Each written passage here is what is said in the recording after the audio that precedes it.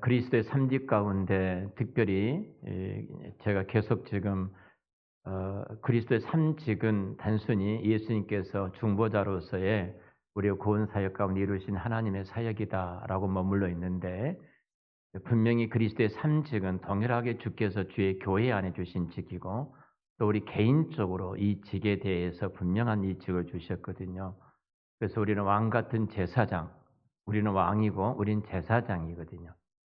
그러면 그리스도의 왕됨을 우리가, 교회 안에 그리스도의 왕됨이 무엇인지, 왕으로서의 그리스도인으로서의 우리들의 삶은 어떠해야 될지, 이런 부분들을 추적해 보고자 합니다. 지난 시간에 이 주제로 말씀을 드리면서 하나님의 나라는 무엇인가? 하나님의 나라는 의와 평강과 희락이라고 어떤 말씀을 드렸는데요. 하나님의 나라는 분명히 생명과 공도, 생명과 의의 공도라고 말씀을 드렸어요. 자, 우리가 마땅히 하나님 나라에 속한 신민이라면, 하나님 나라의 백성이라면, 우리가 속해 있는 주님의 나라가 어떤 나라인가? 그 주님의 나라의 대사관으로서의 대사로서 이 땅의 주님의 교회는 어떤 형태로 이루어져 가야 되는가 하는 부분이 우리들이 고민하고 또 우리가 누려야 될 내용이기도 합니다. 분명히 주님의 나라는 세상 나라가 아닙니다. 주님의 교회도 세상의 나라가 아닙니다. 주님의 나라는 영의 나라입니다. 영의 나라이고, 그리고 하나님 이 나라의 특징은 계속해서 지난주에 말씀드렸던 것처럼 의와 생명이라고 말씀을 드렸어요. 의와 생명이 이 나라의 특징이다. 그렇다면 성도들이 의를 사랑하고 생명을 사랑하는 것은 당연한 겁니다. 왜냐하면 우리는 그 나라의 영의 나라에 속해 된 하나님의 백성들이기 때문에 우리가 의를 사랑하고 생명을 사랑해야 합니다. 이것이 없다면 우리는 주님의 통치 밖에 있다, 주님의 다스림 밖에 있다, 하나님의 나라 밖에 있다, 이렇게 말할 수가 있을 것입니다. 그럼 이 나라를 이루어가는 도구가 있습니다. 이 나라를 이루어가는 도구가 무엇인가 하는 부분인데요. 여기에는 분명히 이 의와 그 생명의 나라, 이 나라를 서게 하는 도구가 있는데, 이 도구에 대해서 하이델베르그 신앙 고백서라든지 제네바 신앙 고백서에 보면은 아주 명확하게 분명하게 말씀을 해주고 계십니다. 그 내용들을 보니까 이 나라의 도구가 무엇인가? 이 나라를 세워가는 도구가 있는데 무엇으로 이 나라를 세워나가지? 자, 세상 나라를 세워가는 방식이 있잖아요. 근데 하나님 나라, 영의 나라를 세워나가는 도구가 무엇인가? 이 도구는 두 가지입니다. 말씀과 성령입니다. 한번 따라서 할까요? 영의 나라를 세워나가는 도구는 뭐라고요? 말씀과 성령입니다. 말씀과 성령으로 세워져 가요.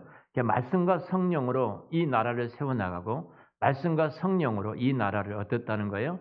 다스려 가고 있는 거예요. 이 나라를 다스린 것이 하나님의 말씀과 성령이네요. 성령님입니다.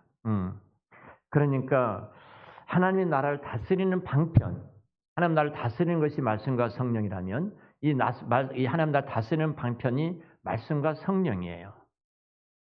이 부분이 우리가 집중해야 될 내용입니다. 그러니까 주님의 나라가 세상 나라가 아니고 어떤 나라라는 거예요? 영의 나라다. 한번 따라서, 주님의 나라는 세상 나라가 아니고 영의 나라이다.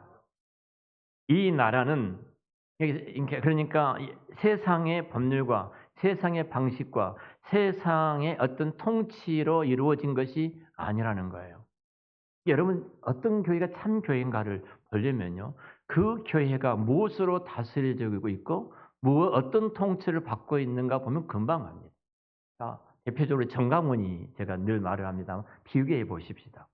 그 나라가, 교회가 하나님 나라라면 지금 정강훈이가 갖고 있는 정강훈이 팬은 안 계시니까 내가 이 말을 한 거예요. 사실 정강훈이 팬이 있는 교회들은 이 말을 못 합니다. 왜냐하면은 정강훈이 신이에요. 이 시대의 선지자로 보거든요.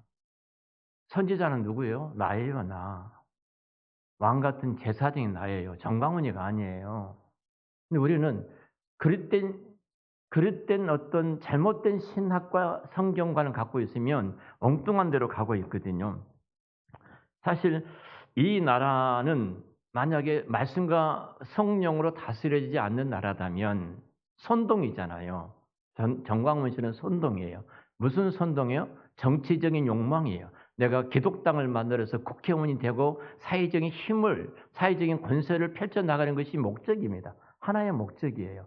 이 목적을 이루기 위해서 광화문 나와가지고 1년에 나온 헌금이 1,000억입니다. 1,000억이에요. 그걸 가지고 유지하고 있는 거예요. 그곳에 헌금한 사람들은 진짜 아까워 죽겠어요. 아까워 죽겠어요. 정말. 근데 그분들이 또 이런 말을 해요. 그건 하나님이 책임질 것이고 나는 내가 할 뿐이다. 여러분 그게 바른 신앙의 원리인가요? 그것이 참 교회의 모습인가요?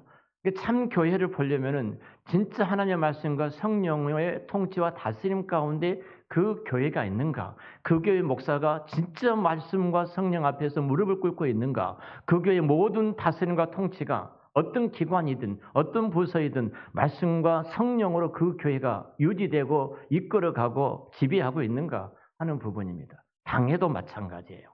당회는 어떤 결정하는 중요한 장로 교회입니다. 당회가 어떤 중요한 결정을 하는데 여러분 당회 안에도 세속적인 것이 들어올 수 있어요. 왜냐하면 장로님들이 일반적으로 살아가는 모든 삶의 틀이 회사라든지 세상에 살아가는 삶의 방식 속에서 학습되고 공부하고 이끌어가고 있고 그 속에 있다 보니까 당회 안에 들어와서도 똑같이 그 방식대로 행할 수 있는 거예요. 근데 마지막 당회가 말씀과 성령의 지배를 받기 위해서 뭐 어떤 것에 서 있어야 되냐면요. 이렇게 말하는 겁니다. 목사님, 하나님께서 어떻게 말씀하고 계십니까? 이 질문을 해야 돼요. 하나님께서 어떻게 말씀하고 계십니까? 하나님의 뜻이 무엇입니까? 우리가 아무리 옳다 할지라도 교회는 다수결이 아니에요. 하나님의 뜻이에요. 그러니까 결국 하나님께서 어떻게 말씀하신가 이 부분에 대해서 우리가 순종을 해야 됩니다. 성령님이 각자 내면에 우리는 왕과 제사장과 선지자이기 때문에 우리 안에 성령님이 거하시잖아요. 그러니까 성령님이 각자에게 임하셔서 역사하시는데 우리가 다 알 수 없으니까 그러면 성령님께서 어떤 뜻을 나타내는가 숫자를 보고 말을 하는 거예요. 그래서 어쩔 수 없이 우리는 다 그러나 거기서 깨어있는 한 사람이 이게 아니다. 우리가 27회기죠. 1943년도인가요? 홍택기라는 목사님께서 신사참배를 총회에서 결의를 했습니다. 결의를 하면서 제가 우리 직분자 훈련은 이야기하면서 그 말씀을 드렸는데요. 이 신사참배를 결의하면서 이렇게 말을 했어요. 신사를 참배하는 것은 문화적인 것이 종교 행위가 아니다. 그걸 결정을 합니다. 결정하는데 총회에서 결정을 하는 거예요. 결정을 할 때 가하면 예하시기 바랍니다. 그랬어요. 이게 가니까 예하죠. 그리고 고태를 딱 때렸습니다. 결정이 됐습니다. 신사참배를 하게 된 거예요. 반드시 교회는 그 다음에 물어야 돼요. 뭘 물어야 되나요? 아니오가 있습니까? 아니오가 있습니까? 교회는 항상 그거예요. 아니오가 있습니까? 내 신앙의 양심을 따라서 하나님 말씀을 비춰보니까 이건 신사참배 우상숭배야. 그래, 아닙니다. 한 사람이라도 아닙니다 하면은 그 사람의 의견을 듣게 돼 있어요. 근데 그 아니오를 묻지 않고 결정됐다고 고태를 때리고 결정했거든요. 그것이 우리 기독교 역사 가운데 가장 수치스러운 결정이다 이렇게 말을 합니다. 그 결정했던 홍택기 목사는 지금까지 욕을 먹고 있습니다. 아프죠. 자, 이 부분입니다. 진짜 말씀과 성령으로 다스려지는가? 왜 모든 우리 교회 부서와 기관들이 많은 기관이 있잖아요. 여전도회에서 우리 회장을 뽑았고 우리 총무를 뽑았고 이모를 뽑았습니다. 그 결정이 아니에요. 우리는 이렇게 하나님의 뜻인 줄 알고 결정했는데 우리 교회를 치리하고 있는 기구가 어디예요? 당회입니다. 그 당회도 올리는 겁니다. 그럼 당회가 이분들이 올려졌던 것이 하나님의 뜻인가 아닌가를 최종적으로 보는 것입니다. 그 당회가 최종적으로 오케이 하는 거예요. 주의 뜻입니다 하고. 주의 뜻을 찾아가는 거예요. 우리가 그렇게 결정했다고 할지라도 하나님의 뜻이 그렇게 나타나고 있는가를 살피면서 그러니까 항상 하나님의 말씀이 어떻게 나타나는가 성령님이 어떻게 일하고 계신가? 이 부분입니다. 자, 그러면 말씀과 성령으로 다스려진다고 말씀을 드렸는데 일단 문제를 좀 단순화하기 위해서요. 왜냐하면 성경에 요한복음 16장에 보면은 성령님은 자기 이야기를 하지 아니하고 그래요. 성령님은 자기 이야기를 하지 아니하시고 예수 그리스도께서 하신 이야기를 하신다 그랬어요. 그러면 성령과 예수님은 하나라는 거예요. 그게 삼위일체예요. 삼위일체. 하나 한 분이셔요. 말씀과 성령은 같아요. 그래서 말씀이 육신이 우리 가운데 가신 분이 예수님이잖아요. 예수님과 성령님은 한 하나님이셔요. 한 하나님. 그러니까 성령은 성령 혼자 우리에게 뭔가 다스림을 주는 것이 아니라는 거예요. 내가 성령 받았다고 하나님의 말씀을 따라서 엉뚱한 소리를 하는 사람이 참 많이 있는데, 예? 그때 우리는 뭐라고 그래야 돼요? 그 주님께서 말씀하신 것입니까? 물어봐야 돼요. 그것이.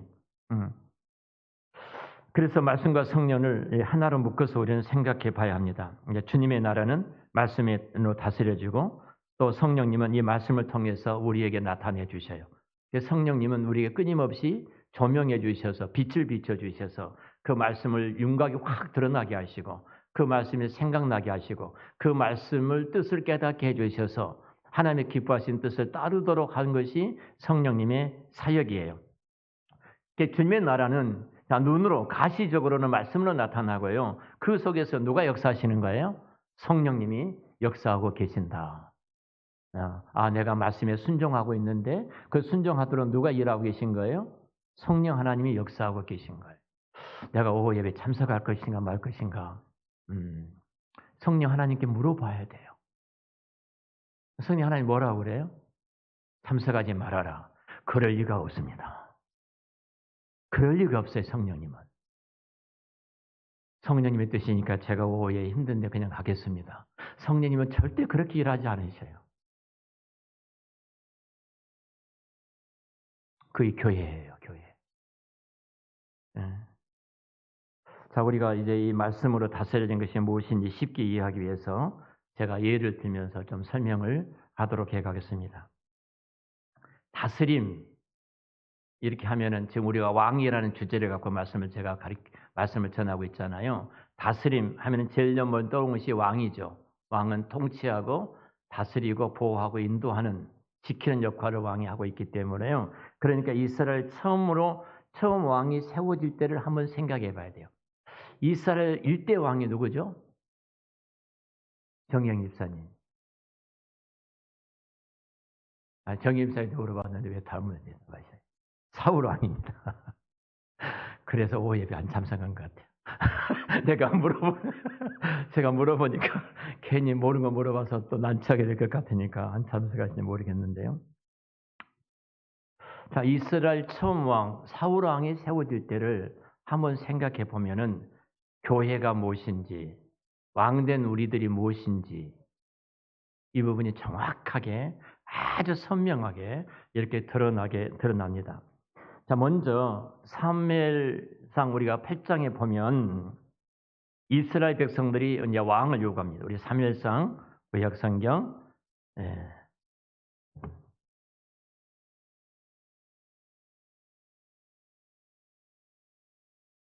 사무엘상 8장입니다. 자, 8장에 보면 4절 한번 볼까요? 4절.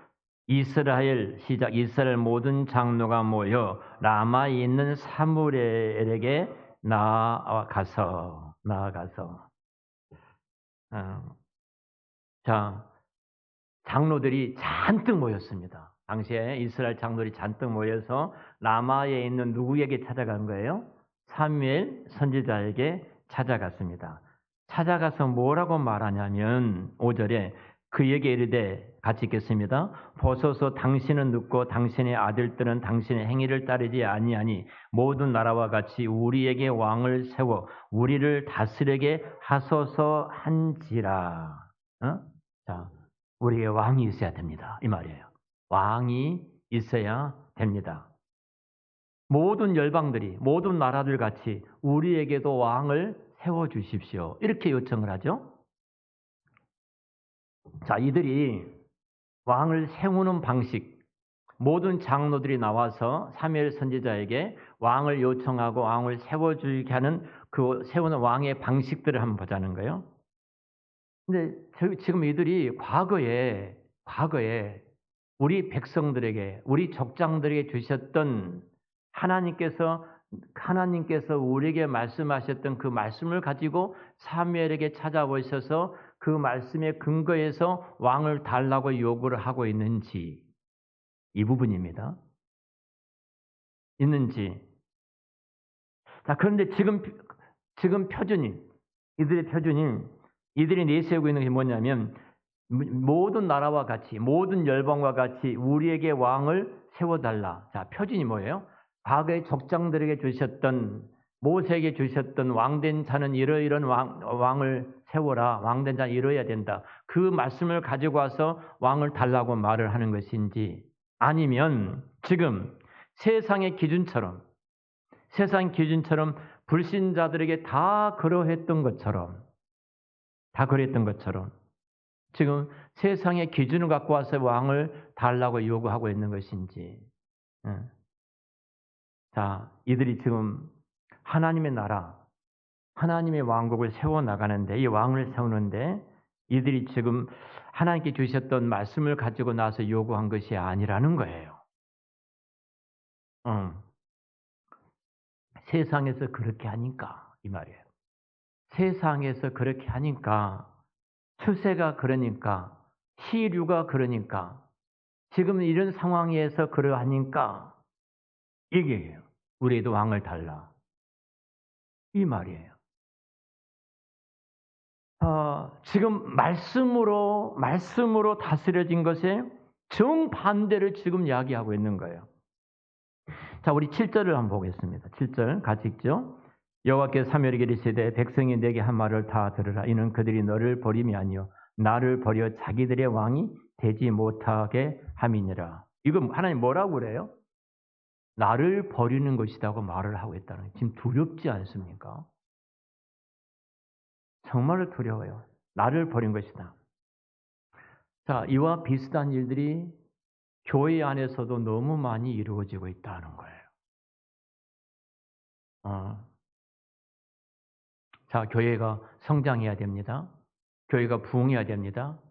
교회가 부흥해야 될 이유는 교회가 힘이 있어야 되기 때문에, 세상에 할 말도 하고 할 것도 하고 이것저것 할 수 있기 때문에 교회가 부흥이 돼야 되고 힘이 돼야 됩니다. 교회에 돈도 있어야 됩니다.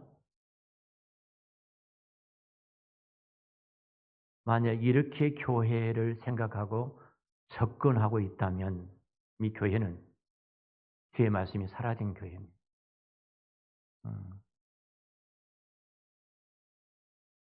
자, 저희 교단은 여자 목사 안수를 안 줍니다. 왜 여자 목사를 안 주는가? 여러분 불만이 있으시면 제가 신학적으로 성경을 가지고 다 이야기를 하겠습니다. 저희 교단 안에도 일부의 목사님들은 시대가 이르고 상황이 이르고 시류가 이르는데 여성 목사 안수를 줘야 된다. 모든 교단들이 다 주고 있는데 왜 합동신학대학원 대학교 출신들은 여성들이 10%가 입학하거든요. MDB 과정을. 근데 그들은 목사 안 되고 평생 전도사로서 살아야 되느냐. 목사 안수를 주지. 이런 이야기를 하신 분들도 있습니다. 자, 제가 이제 이런 부분에 대한 토론을 하는데 제가 나가서 발표한 적도 있습니다. 근데 여성 목사 안수에 대해서 찬성하신 분들입니다. 그분들의 주장은 이겁니다. 여성분들의 지위가 격상되었다 이 말이에요. 우리나라 유교 문화 때 여성의 자리가 어떤 자리였는지, 그리고 지금 우리 여성들이 어떤 지위와 어떤 격상이 되어 있는지, 남녀는 어떤 구별이 없는데 동등한데, 그럼 남자도 목사 안수를 받았다면 여자도 목사 안수를 받아야지. 세태가 그러한데 여성들의 어떤 권위가 향상됐는데, 이런 이야기를 갖고 말합니다. 세태가 그러고 시류가 그렇다. 이 시대적인 상황이 그러지 않느냐. 그래서 통합 측도 목사 안수를 주고 뭐 백석도 목사 안수를 주고 다 목사 안수를 주죠. 저희 백석 대신이라는 교단이 우리 교단을 합하려고 하는데요. 그 목사 안수를 받은 여자 목사님들이 많이 계십니다. 우리가 합을 수가 없어요. 우리는 목사 안수를 안 주기 때문에. 자, 이런 시류가 이제 흘러 들어옵니다. 우리도 좀 넓혀야 되지 않느냐. 상황이 이러고 시대가 이러고 현실이 이러는데 세상이 그렇게 하니까 여자분이 대통령도 나오는데 왜 여자가 목사님이 안 돼야 되느냐. 여건이 신장됐는데 당연히 여자분도 목사 안수를 받아야 되지. 교회도 그렇게 해야 된다. 이런 말을 합니다. 자, 이 말을 가만히 생각해 보세요. 성경이 그렇게 말을 하고 있는가 하는 부분이에요. 저 무엇의 다스림을 받고 있는가를 생각해 보세요. 무엇에? 말씀의 다스림을 받는 것이 아니라 세상 통치의 영향을 받고 있는 거예요. 전에 저희 교회 김순덕 전도사님이 계셨어요. 아신가요? 김순덕 전도사님. 기억이 다 없으시죠? 근데 이분이 이제 목사 안수를 받으셨어요. 목사 안수를 받으셨는데 저희 교회 전도사님 계시다가 목사 안수를 받아야 되니까 나가셨다가 목사 안수를 받으셨어요. 그러니까 저한테 말을 해요, 못 해요? 저는 분명하니까 성경으로. 그러니까 말을 않고 우리 교회 몇 분한테 연락을 해가지고 그분들이 목사 안수를 받는데 갔다 오셨어요. 그 남편이 장로를 받더래요. 또 거기서 남편이 장로를 받고 당신의 목사 안수를 받고 목사가 안수가 된 분들은 그 남편이 신앙이 있든 없든 간에 다 장로가 됩니다. 여러분 그러실 분들은 다 목사 안수 받으셔요. 내 남편 장로를 세우시려면 제가 뭐라고 불러야 돼요? 그분을요? 그래서 제가 전도사님 죄송합니다. 성경이 그러기 때문에 저는 그냥 전도사님으로 우리 교회 떠나셨어요. 전도사님으로 부르겠습니다. 혹시 기분이 나쁘실지 모르지만 저는 성경이 그러니까 그냥 전도사님 이렇게 하겠습니다.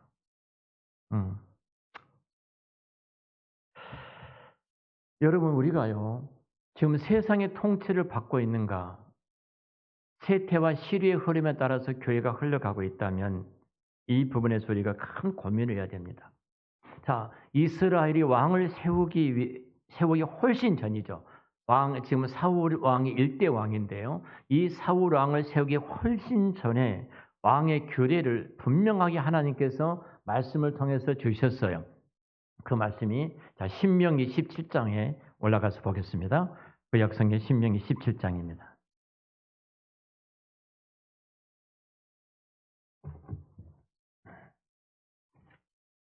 형민아, 말씀 잘 들어야 돼.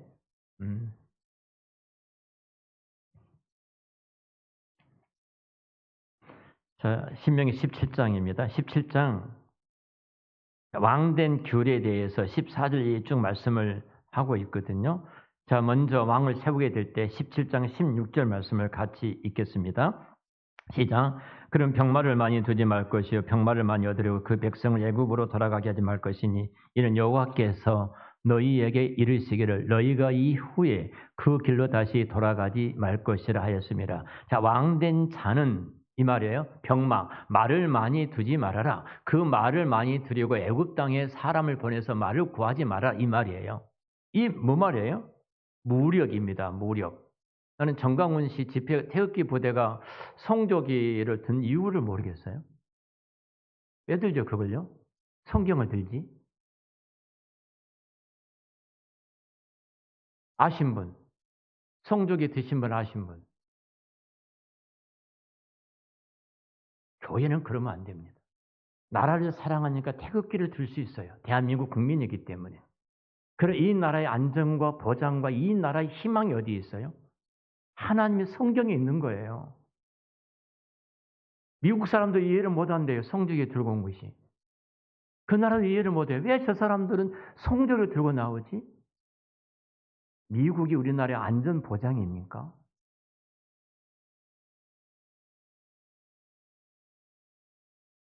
여러분 교회는 그래서는 안 되는 겁니다. 군대의 힘이 있는 것이 아니라는 거예요. 그래서 왕된 자는 군대를 많이 가지려고 병마, 당시 최고의 무기 아닙니까? 말이. 공중에 나르는 비행기 역할을 하기 때문에 그 말을 가지려고 하지 말아라. 다윗이 왜 하나님 마음에 합한 자냐면 사무엘하 7장 8장에 보면은 다윗이 전쟁할 때 하고 와서 승리하고 와서 반드시 하는 행위가 있었습니다. 다윗은 이제 전쟁 승리를 거두면은 이 병거 말들을 다 끌고 옵니다. 근데 그 말을 전쟁의 무기로 쓰지 않고 무력의 힘에 이 나라 안정이 있는 것이 아니다고 생각하고 그 말, 발, 뒤 힘줄을 다 잘라버려요. 뭐예요? 뛸 수 없는 거예요. 그러니까 이 말은 뭐로 쓰는 거예요? 농사 짓는 데만 쓰겠다는 거예요. 전쟁 무기로 쓰지 않겠다. 그 나라가 그때 가장 안전했어요. 다윗이 어디를 가든지 여호와께서 이기게 하신 거예요. 그때. 병사들은 이해가 안 되죠. 말을 다 못 쓰게 만들어 버렸으니까 전쟁에 나가면은 이 승리의 방편인데 그 무기를 못 쓰게 만들었으니까 바보 같은 짓 하지 않습니까? 근데 성경은 두 번이나 6절과 14절의 8장 6절 14절 두 번이나 말 다윗이 어디를 가든지 여호와께서 이기게 하셨더라. 어디를 가든지 이기게 하시다. 누가 이기게 하신 거예요? 하나님. 그러니까 왕된 자는 말의 힘이 이 나라의 안정과 행복과 이 나라의 국방은 말의 힘이 있는 것이 아니라는 거예요. 군대가 아니다. 군대가 아니다.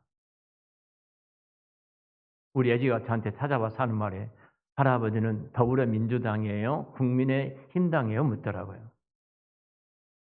그래서 제가 할아버지는 더불어민주당도 아니고 국민의힘당도 아니다. 할아버지는 그들이 갖고 있는 정책이 무엇인가? 성경에 누가 더 가까운가? 성경에 대해서 누가 더 말을 하고 있는가? 그걸 보고 할아버지는 생각하는 사람이다.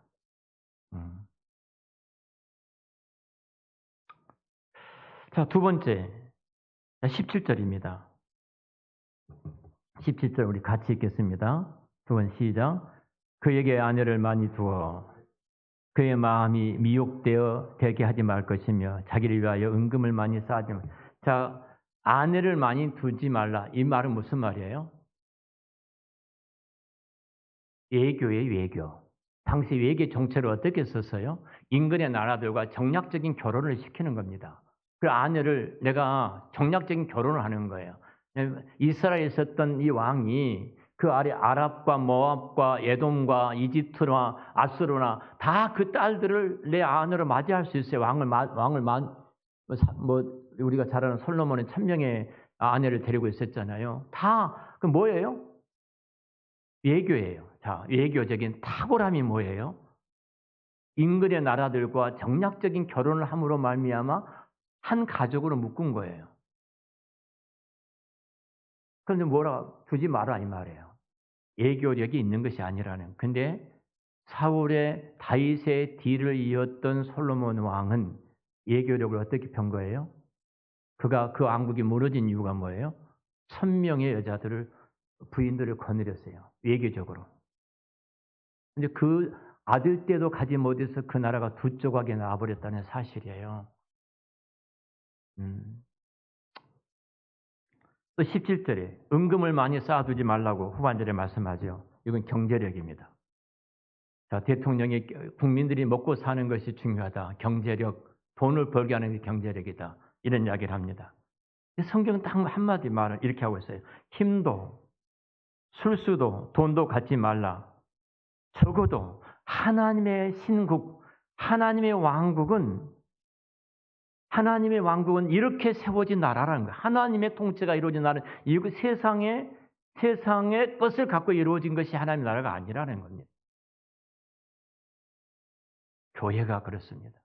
교회가. 그리고 이어서 무엇을 하라고 나오는지 아시죠? 그가 왕이 오르거든 이제 쭉 이렇게 말을 합니다. 18절 이하에 보면은 같이 읽어보겠습니다. 20절까지 시작. 그가 왕이 오르거든 율법서의 등사본을 레위 사람 제사장 앞에서 책에 기록하여 평생에 자기 옆에 두고 읽어 그의 하나님 여호와 경외하기를 배우며 이 율법의 모든 말과 이 규례를 지켜 행할 것이라.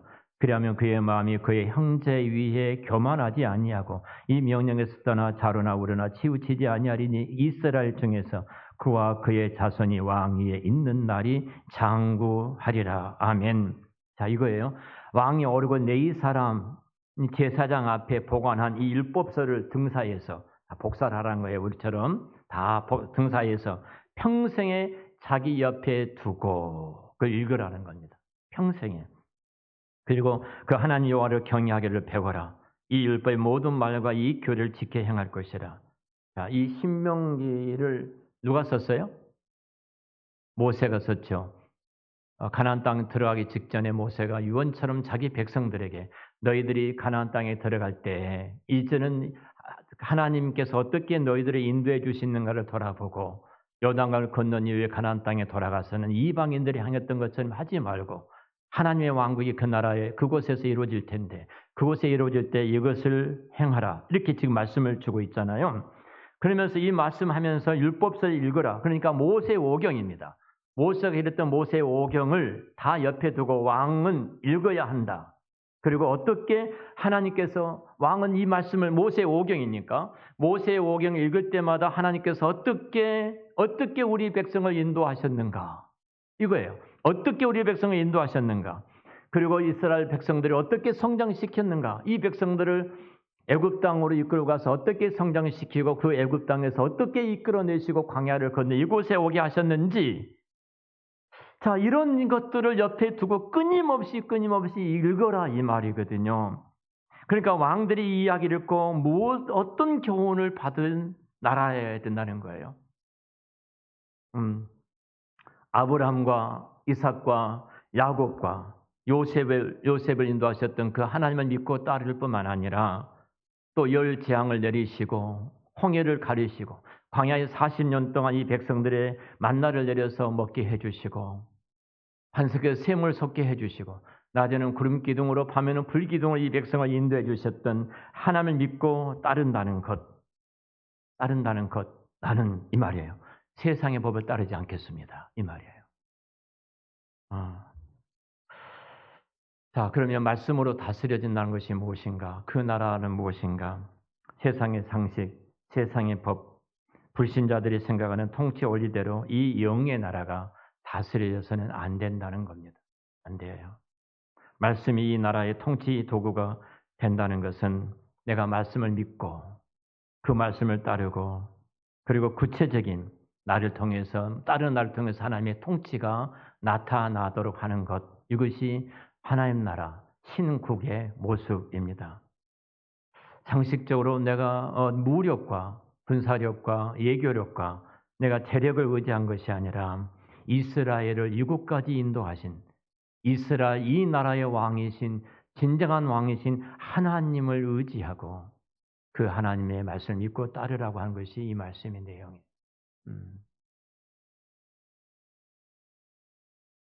아시겠는가요?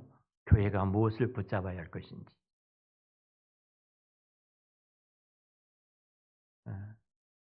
우리 교회가 어떤 자리에 서 있어야 할 것인지. 주님의 나라는 영의 나라이기 때문에 말씀과 성령으로 다스려집니다. 그렇다면은 그 통치를 받는 신민인 우리는 어떻게 해야 되는가? 세상에서 어떤 문제를 만나건 세상에서 어떤 관계 속에서 우리가 있던 그 모든 것의 대답은 어디서 찾아야 하는 거예요?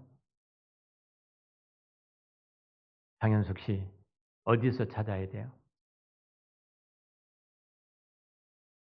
하나님 말씀에서 찾아야 합니다. 하나님 말씀에서. 주님의 나라는 영의 나라이기 때문에요. 말씀과 성령으로 다스려져야 됩니다. 그렇다면 그 통치를 받는 신민인 우리는 어떻게 해야 되는가? 내 세상에서 어떤 문제를 만나거든, 어떤 상황이 내 앞에 찾아오든, 어떤 환경이 내가 직면하든, 인간의 어떤 관계이든 모든 관계 속에서 하나님의 말씀을 잡고 그 말씀을 통해서 성령님이 조명해 주시고 성령이 비춰 주셔서 하나님의 올바른 그 길을 따라 선택하여 걸어갈 수 있게 해달라고 우리가 구해야 합니다. 자, 그렇다면 다음 시간에 또 말씀을 듣겠습니다. 다음 시간에 두 가지 주제를 갖고 말씀을 드릴 텐데요. 그렇다면 한 가지는 예수 그리스도의 왕국에 우리에게 유익은 무엇인가? 유익은 무엇인가? 이것하고 예수 그리스도께서 어떻게 왕이 되셨고 우리는 왕된 우리들은 이 땅에서 어떻게 살아야 할 것인가? 이 주제를 갖고 말씀을 드리겠습니다. 질문 있으신가요? 옆에 분에게 한번 말씀해 주세요. 당신은 왕입니다. 네, 당신은 왕입니다. 네, 기도하겠습니다.